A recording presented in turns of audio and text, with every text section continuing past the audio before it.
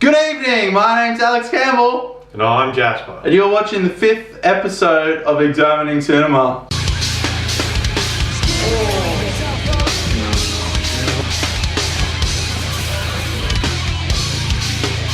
So, we watched Enemy Mine. Enemy Mine. Enemy Mine. Enemy Mine. Enemy Mine. Enemy Mine? Like my enemy. Like the enemy of mine. Mine. Come. Enemy? I'm glad you said it. So Enemy Mine is like an 80s sci-fi film that's like upbeat and comical and It's shittily. one of those sort of movies where they didn't understand what tone they were going for. Yeah, there's a lot of weird emotional scenes which just don't at all work because 50% of the relationship is a fucking ugly monster. Yes. Now let's delve into the plot.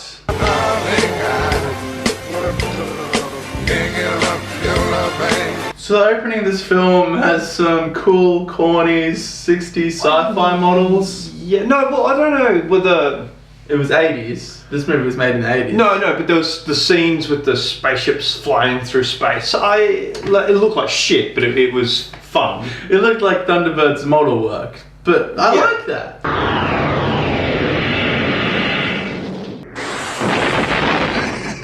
Gotcha. Yeah, no, it was Enjoyable. It was aesthetically pleasing. Yeah. If not realistic in any way. No, it was not realistic. No, it was clearly shitty plastic models.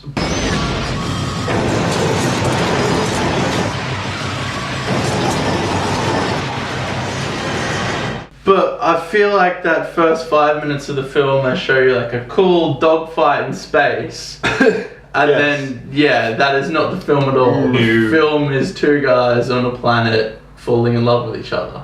Besides, I mean, if anything happened to you, I'd be left here all alone. Huh? I mean, just because business has been a little slow lately, you expect me to run the whole place alone? Huh?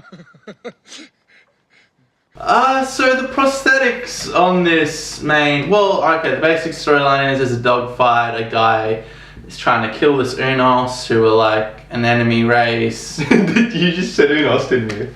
Yes. That's Star Trek. Fuck. Stargate. Stargate. Oh, what is the race called? Drax. Drax.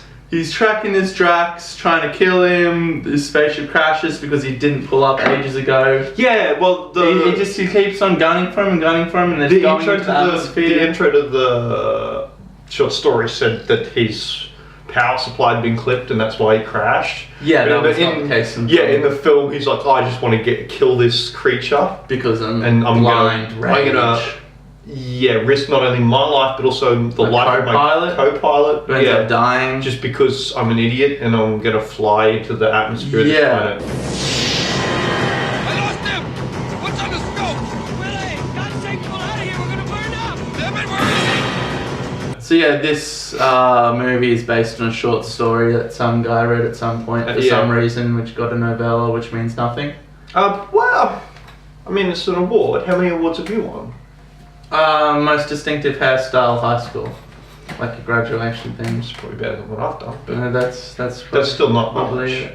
Never got employee of the month. No, I mean, I've seen you. I'm aware of your employment record. It's what? It's sparse. Go fuck yourself. So he crashes onto the planet. His co-pilot dies. They do a little emotional scene for him, but like the character's not being set up, so I don't care at that point. No, you don't care at any point about any of the characters. No, he sees the smoke trail of the not the Unos, the Drax's ship. Mm-hmm. He tracks it down and he tries to kill him because it's still in that blind range. But like, because it's doing a dance thing in the rain, it starts raining and it's like dancing and it dives into this pool.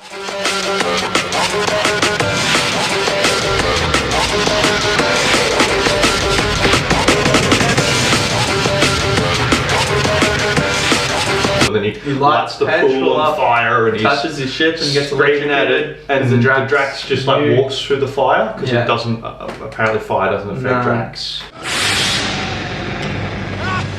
So there's a meteor shower, and the meteors We in this established movie are that very the weird. meteors are Magnesium. They must be just some sort of magnesium, so they burn up through the atmosphere, and then when they hit the ground, they just explode and don't actually impart any force. There's no impact. There's no crater. Just little fireworks going up everywhere. Yeah.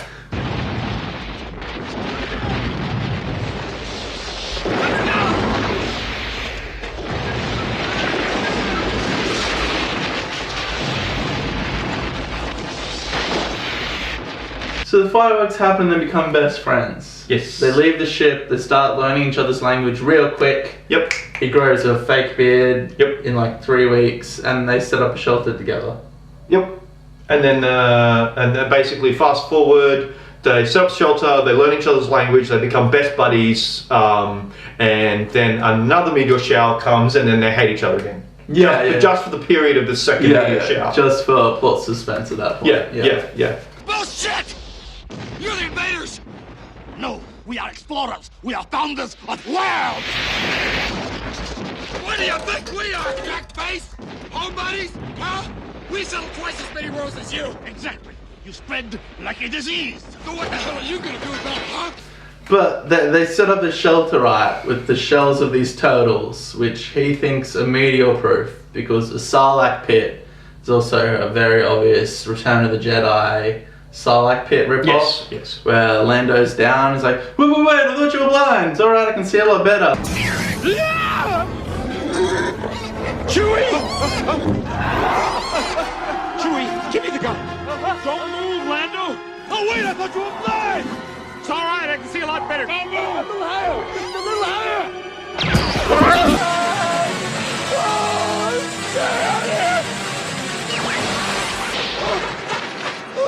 No, but how cool was that scene though with the That was really cool.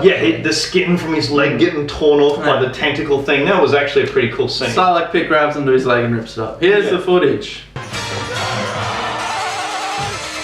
So, because these turtle things, shells went in by the Sarlacc pit, he comes to the conclusion that they're meteor-proof. Yes, because so I guess from his reasoning is probably something along the lines of this creature survives on the planet, it's got this big fuck off shell on it, so therefore it's evolved to survive these regular meteor showers. Magnesium meteor showers. Yeah. Just like, I guess it is magnesium because the structure that they live in is made out of wood or whatever, so all force is negated. No, I think that they're stone. I think the trees are stone. I think the trees were meant to be like stone trees. Yeah, because none of the force in the meteor comes into the thing. It's No, there's no force behind it. It's just like a fireworks. yeah. So yeah, we talked about a bit of a tonal confusion before, and the first time he builds a hut, they have like a shitty 80s buddy cop joke. Yeah. Where he's like, it's shit. And he's like, it's not shit. It'll fall down, it won't fall down, and it falls down, and pauses for laughs. Salad, I'll show you. Huh? Not solid.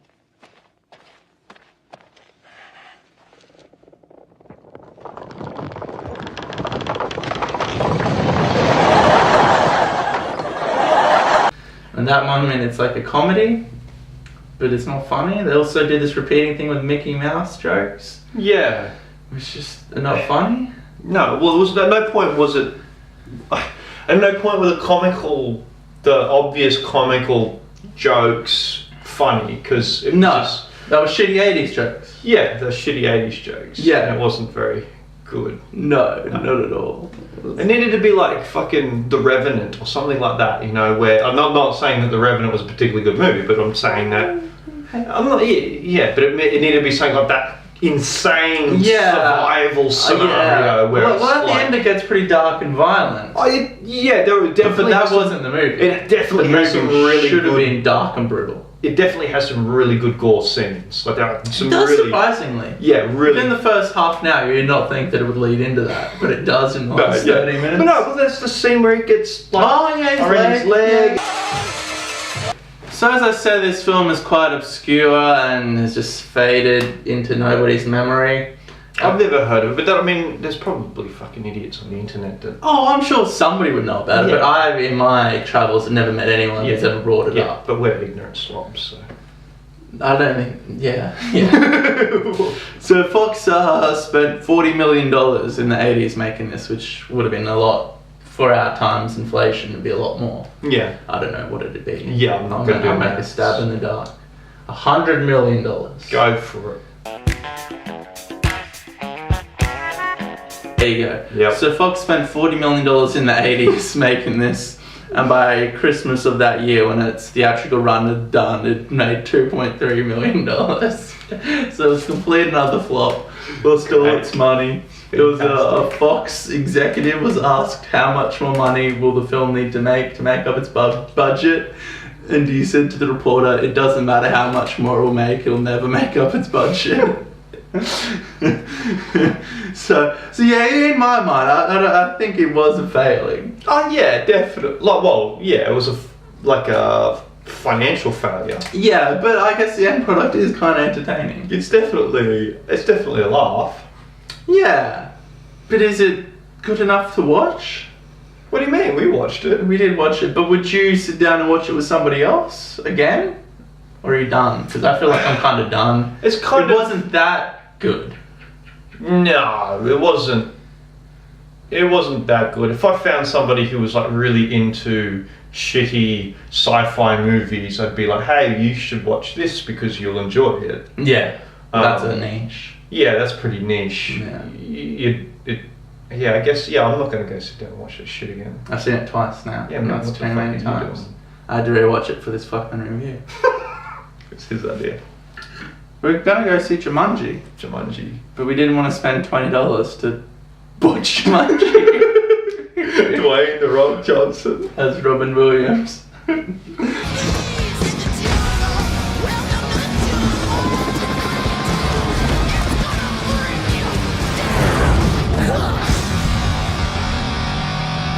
Whatever happened to Jack Black? I don't know. It was like Tenacious D and fucking... That was it. And that was it, yeah. He was Tenacious D and he was in Waterworld and...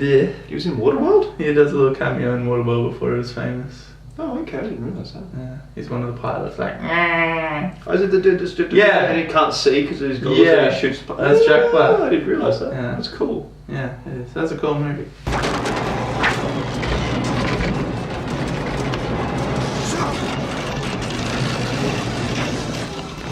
So the movie progresses, they move out of their little hut because the Sarlacc comes back and destroys it. No. Winter. No, so does he leave before then? He leaves before that for a scout. He decides he's going to leave and old mate Lizard Man says, no, I can't go with you. For reasons. And then he goes on his scout. He finds a bunch of what appears to me as the audience to be garbage. Like yes, a Pepsi like can and shit. Yeah. And then he finds the skull of one of the Drax. Yeah. And he starts like having a fucking fit. Yeah.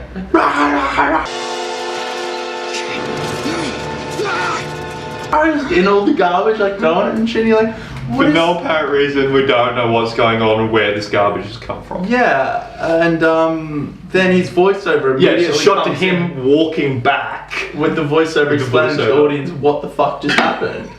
Basically, I think that's a great way of well, at least they knew they needed to explain it, and then it proceeded to explain it. Yeah. Otherwise, you wouldn't know what happened. I think clearly at some point, because there's a bunch of narration scenes like that. And I think clearly at some point in the editing process, they realised, oh, we can't actually show what's happening with this scenario with the footage we've got. We're going to have to cut in some voiceover. Yeah. What I'd been hearing at night was the scavenger ship. The scavengers were human, all right. Barely human. Because it's not like the voiceover's not a constant thing throughout the film. That was clearly not something that they structured the film around. No, the voiceover comes very sporadic and oddly. I think that's because that they makes realised, a lot of sense. Shit, we can't actually. Rewatching the scenes. Why is this happening? What is going on? We need to get him in to record some. Is Dennis Quaid? He's a famous actor. This was his swan song. Does that mean he's good, maybe? What does swan song mean? I don't know, man. Last? That thing? What does swan song mean? You're the one using it. I shouldn't have used it. Yeah. I had a sip of wine and thought I was smart. Ignorant slobs. So at this point, the relationship has been built to a very high point of the movie. Like, a lot of the themes of the movie are like friendship and brotherhood and understanding, religion, and there are a lot of emotional scenes with him and the alien guy, but whose name is Jerry. Nick's name's the alien guy, Jerry, but it's more than that. It's these emotional scenes they're not just scenes of like a brotherly emotional scene. It's a brotherly, camaraderie emotional scene where the two actors are this close to each other. Like they're virtually kissing, and that seems to be a theme it keeps on going. They keep doing that where the emotional scenes are close up of two blokes holding each other this far apart. And one's a monster. Yeah, like heart-throbbing music playing. Yeah, really cliche, red monster. Like inspirational type music. It's very bizarre. It's like, what the fuck is going on? What am I watching? You're not feeling what they're trying to make you feel? No. Because one's a fucking monster and there's no character development. Jerry?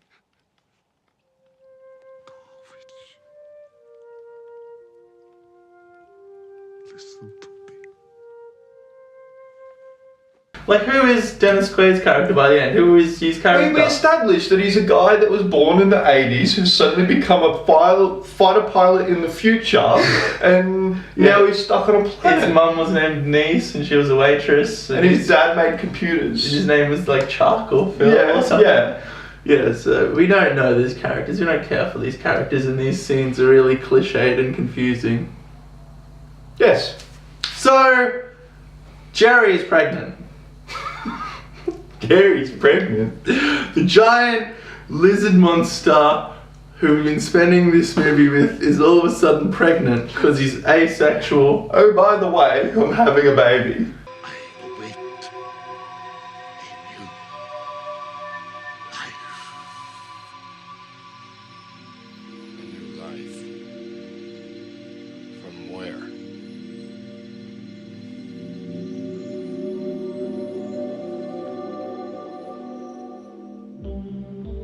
Oh my god. Yeah, and Dennis Quaid's character isn't like, oh, what the fuck is going on? So just establish this. Dennis Quaid goes out to find the mining thing, right? Yeah. Then comes back and get the weird narration. Gets back to the hut. So later on in the film, it's basically established that distance from where their hut is to where the mining thing is, it's only a very short distance. It's pretty much a run. So Dennis Quaid goes out there and he finds this mining thing and then comes back. And by the time he gets back, is like full. Jerry's full term having a baby. Yeah. Like. And Quaid's response to this, like, if I was on an alien planet with a weird alien monster and told me he was pregnant, I'd be like, oh, okay, congratulations, I guess. That's a bit weird. But Dennis Quaid is like overjoyed. He's like rolling around laughing basically at the idea of I think he was supposed to be, he went a bit mad at that point. Like, because there's a few scenes where he starts to like lose his mind. Well, he has to be mad. His mind. Like, that response is fucking mad. Yes, but at the same time, it's sort of like he clearly wasn't angry about the situation, and he clearly wasn't confused. Yeah, he sort of took it in his stride. He was pretty happy about it. By the end of the scene, he was pretty happy about it. He was ecstatic. Yeah, he was clearly pleased to be finding out that he was going to become a daddy. Well, little drag.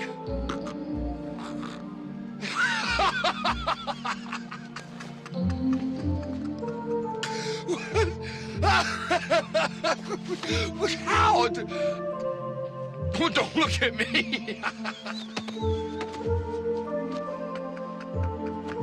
Yeah, I don't know. He's probably the dad. There's a lot of homoerotic overtones to the entire movie.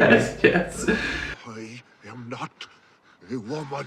Well, but pregnant people, the things, they get nervous. Everybody gets nervous before labor. Everybody gets nervous. Can't get enough, your love, babe.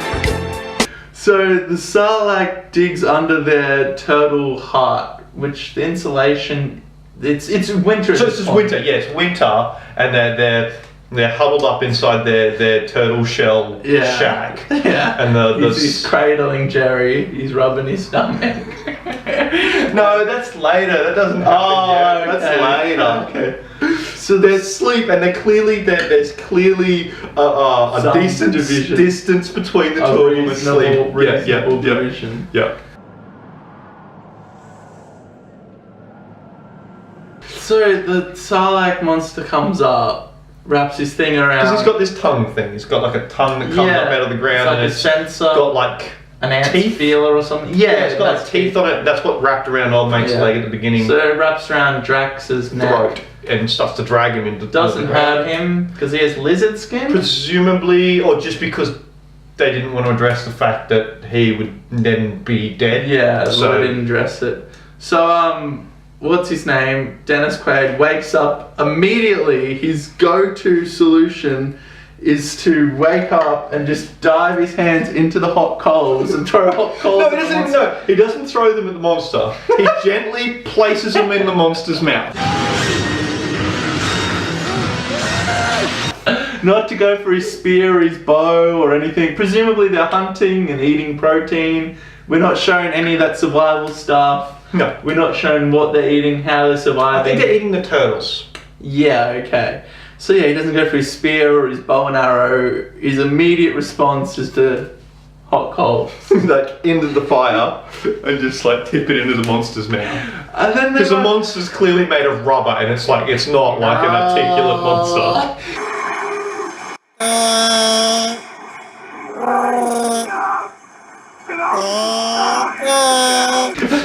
They come out and all the stone trees start collapsing. Yeah, they just start falling over because it's a blizzard apparently. Yeah. But they weren't collapsing before this point. They only start collapsing as they come out of the door. Jerry's like, I'm pregnant, and then everything immediately tries to kill Jerry. The Sarlacc monster comes, all these trees just start falling out. On him too, like there's several scenes where he falls over and the tree just falls at him. Coming for him, you're like, okay.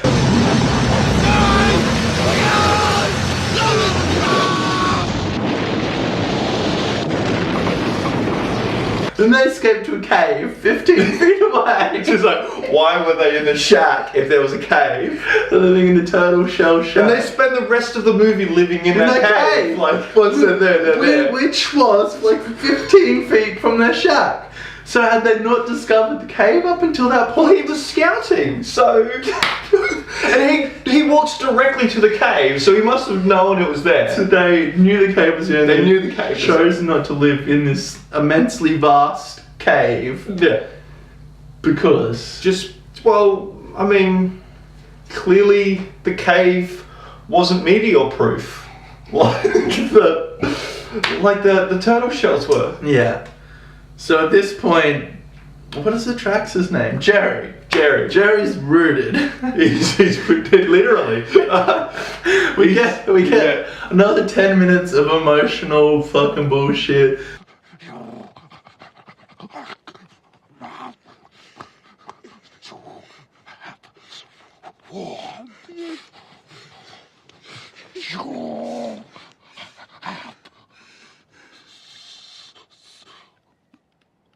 Jerry proceeds to Die? Well, no, he proceeds to lie back. Dennis Quaid gets basically on not on top of him, but he's next to him while Jerry's lying down, and he basically lifts up his shirt and he's got this belly because he's pregnant. And he's like, you got to open me. With the words, you gotta open me, and this is where it gets really bizarre.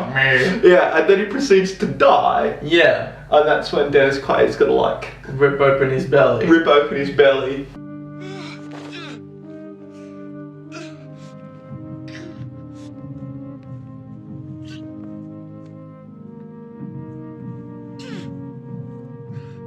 And get out this gurgly. It's like the raisin. It's like I don't know. Yeah, it's like the baby from Eraserhead. It is. It's fucking horrifying.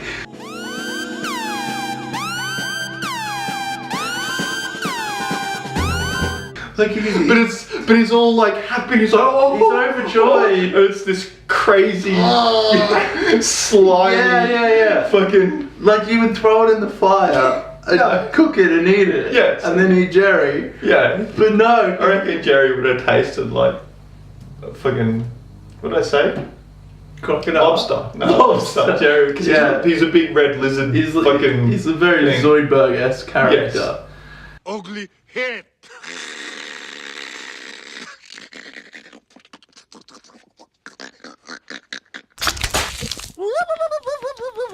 That's just Jerry.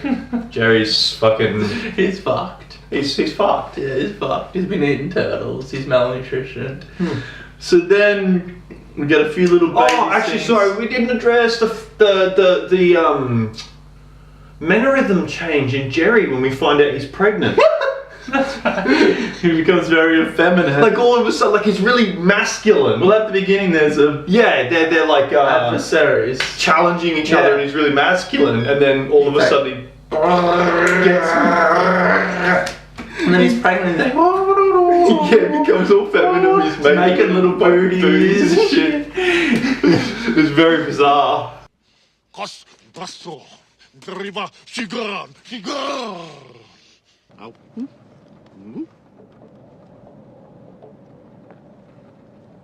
Zombies. It cuts to the kid, like, I don't know how fast Drax's grow, but he's like a toddler, I guess. Yeah. And he's still a horrifying little monster. He's like trying to. Yeah, there's a scene. What does he say? He's talking about, well, there's a million blah blah blah in the world, but you're my little something or other, and then he like rubs faces with it. It's like we're gonna find out what that line is, because it's that's a horrifying scene. Like it's actually disturbing. it's very jarring, just because this guy's rubbing his face with this weird alien kid. Like it's just this little like. So there's a scene. First off, there's a scene where he's holding the kid in his arms because it's like a toddler, and he's showing the kid the outside of the cave, and the kid cuts to. Like it's the camera's behind them, and you can see the landscape, which is clearly a painting. Matte painting. And it does, but the paintings do look good. The paintings that's some good matte paintings. The paintings did look which good. look like matte paintings. Yes, but look like good matte paintings. And he's holding a kid, which is clearly a puppet, and. The scene cuts to the camera in front of them, and you can see them, and the kid looks like it's trying to attack him. Like it looks like it's trying to bite him and shit. And then it proceeds to show you all these clips of him running across the landscape with the kid on his back, just like running around. We'll show a montage of him running with the kid to show the camaraderie. Yeah, and then they get back to the cave, and he's like this weird shot of him. I guess it's like rubbing noses with a kid. Yeah. Freaky fucking alien that looks like it's gonna eat his face. And it's almost initially after the kid is born. He hasn't been in the movie for a long time. He's already rubbing faces with it. And that's just a really odd scene. It just doesn't get executed in the way that I thought. No. I think they were intending it to be. Here's a scene now. Make up your own mind. Weird or not weird? I guess he was an ugly little cuss. But no uglier than the pictures of all those other kids that used to be shown around the mess hall.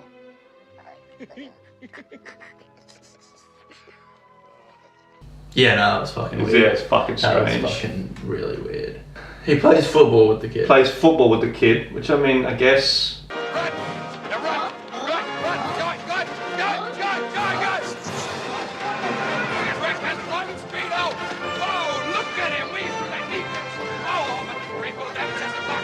Bunch more of emotional scenes with the kid and his fingers. I'm a Drax, I got 3 fingers, but why are you human? Oh, I know, kid, you're not ugly, you're the sexiest Drax I've ever seen. I don't think he called him sexy. He said he was good looking. But then the other problem is, it's like, is it a boy or a girl? He doesn't care. It's neither. It's asexual. It's asexual, so yeah. it's a weird relationship. It's a really weird scenario where. Yeah. Dennis Quaid's fucking a monster kid in a cave. I mean, that's clearly what's happening. That's basically what's fucking happening. Dennis Quaid's monster rape dungeon.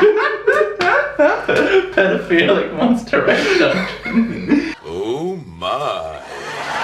So the kid runs off to the scavengers. And Yes. Dennis Quaid goes to save him. Yes. And the Okay, so the kid wants to go and see another Drac of his own kind. Yeah, because he's never seen one. Because he's never seen one, and so He's getting molested. He wants it out. He's sick of being molested. and he thinks that the scavengers that enslave the Dracs are his only option to get away from Dennis Quaid. Hey, Johnny, look here. Fine little woggy if I ever saw one. Surprise, surprise. So he runs into them.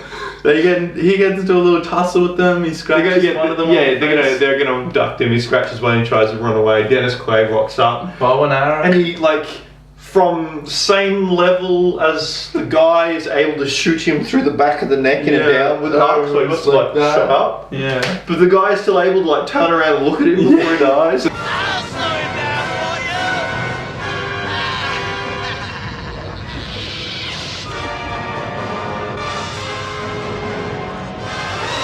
Also, the scavengers just have guns. Yeah. There's no lasers or anything like that. It's just no effort to make them sci-fi guns. They're just guns. They're just like shotguns and pistols. Yeah, which seemed a little bit lazy. Yeah, it did. They didn't even look like really real guns. They were like just human prop guns. Yeah. So Dennis Quaid gets shot through the heart. At this point, the bulk of the movie. Shot through the heart. At this point, the movie's been really slow and emotional and draggy, and then at the end, it all really kind of picks up and starts. Yeah. He gets shot through the heart. This ship picks him up For because no apparent reason. they were just randomly there. Yep. They haven't picked him up over the last year that he's been on this fucking planet with these fucking Probably drugs. more than a year. He's got a pretty decent beard by this point. And He's the got kid long is hair. I don't know, our equivalent, 8 or 9 or something. Yeah, so We don't know how fast they it's grow. been there a fair while. Yeah, but no one's picked him up in that whole time. And as soon as he's shot through the heart, he's picked up. Shot through the heart, you're too late. There was no shot through the heart, and you're to blame, darling. You give love a bad name. And then the next scene is the outside of a ship as a Christmas wreath is being ejected. Like a literal Christmas wreath. Yeah, is yeah. being ejected It's from not the like ship. a wreath of flowers to mourn No, the dead. no. It's Christmas. It's got baubles and shit on it. Yeah, red tinsel wrapped around. Yeah. From ashes to ashes. And so it's just, okay, so the guy's on the ground, searchlights, Christmas wreath in space. Enemy mine. If we stay here, we die. Die. So then, he steals a ship, shoots through a blast door, flies down to save his kid, and basically we get the end scene to Indiana Jones and the Temple of Doom. Pretty much, yeah. To the point where he even has a Cooper hat on. Yeah, he gets a hat and he gets a trench coat and and instead of the temple, it's the mining ship, and instead of the Indian kids, it's the Unis. This guy.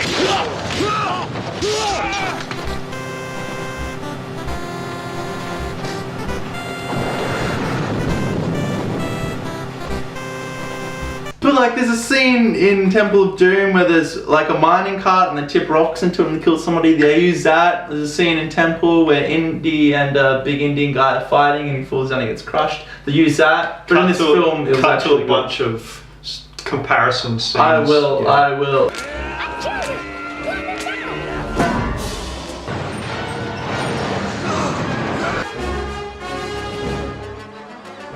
It's all this standing around.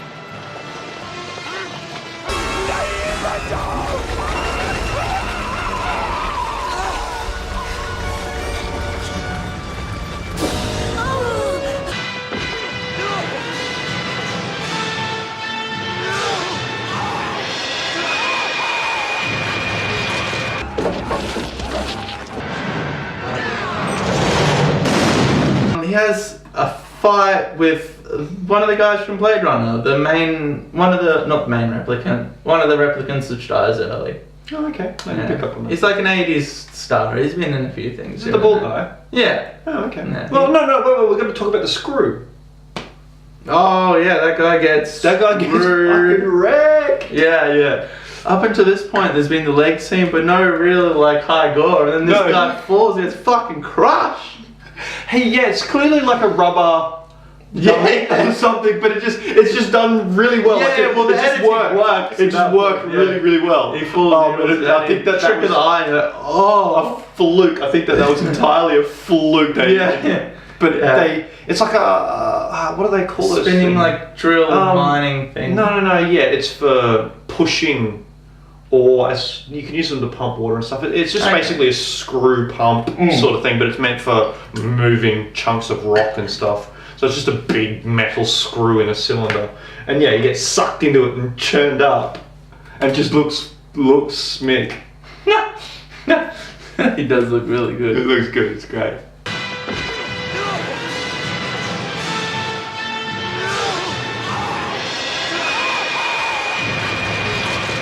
So basically, he beats the bad guy. He beats up the bad guy. The bad guy beats up him. There's a big long fucking it's one of the Unos comes up with a shotgun and shoots the bad guy, and then he falls into a vat of lava. Yeah. And then again, another good just like happened to work gore scene where he's like burning in the lava. Oh shit.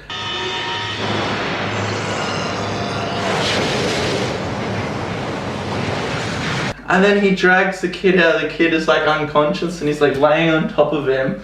You got the Unis on one side, and whoever the fuck he is, he's like star crew, space. Yeah, the other pilots from the very beginning of the film who have not been in it since the first like 15 minutes. Yeah, we don't know. Yeah. And yeah, he's just over this kid, like cradling him, like talking to him about all this shit, and these two parties just standing there, like they'd be fucking like, what the fuck is going on?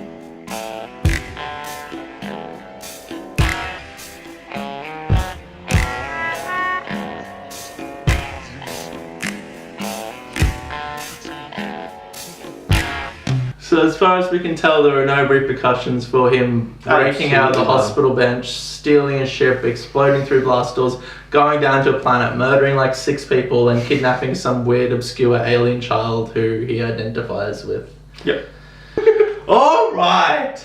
Thank you for watching. And it would help out if you could tell us that we're cunts in the comments. Horrible cunts. And that you didn't want to watch a review on this movie. Yeah, well, no one wants to watch the movie, let alone fucking review. Good night! No. They said, well, that was for no, but one of the. They said, well, that was for no, but one of the. They said, well, that was for no, but one of the. They said, well, that was for no, but one of the. They said, well, that was for no, but one of the. They said, well, that was for no, but one of the. They said, well, that was for no, but one of the. They said, well, that was for no, but one of the. They said, well, that was for no, but one of the.